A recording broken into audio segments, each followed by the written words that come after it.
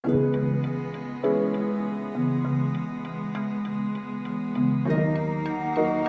Бөкей 1940 жылы 28 қыркүйекте Шығыс Қазақстан облысы Қатон-Қарағай ауданына қарасты Шыңғыстай ауылында туған. Бұралхан Бөкейдің әңгімелері өте көп, соның ішіндегі әңгімесі «Тортай мінер Ақбозат». Бұл әңгіме оның өмірінде болған әңгіме. Тортай оның бала күнгі досы болған.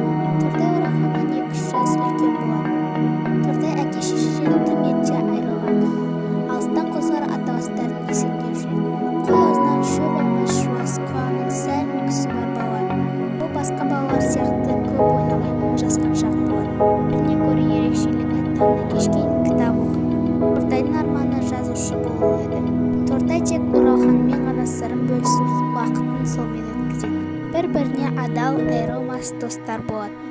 Тортайдың бар арманы жазушы болып, Ақбозат міну. Бірақ оның мектепке барып оқуға жағдайы келмеді. Барлық балалар күз келгенде ауылға қайтып мектепке баратын болса, Тортай жалғыз өзі фермада бұзау бағып қалады. Тортай өзінің Ақбозатқа міне алмайтынын, жазушы бола алмайтынын түсінді. Бірақ Тортай Оралханға сенді.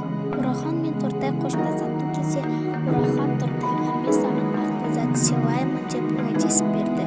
Оралханның осындай жазушы болғанына Тортай себепкер болды. Оралхан қалай болса да Тортай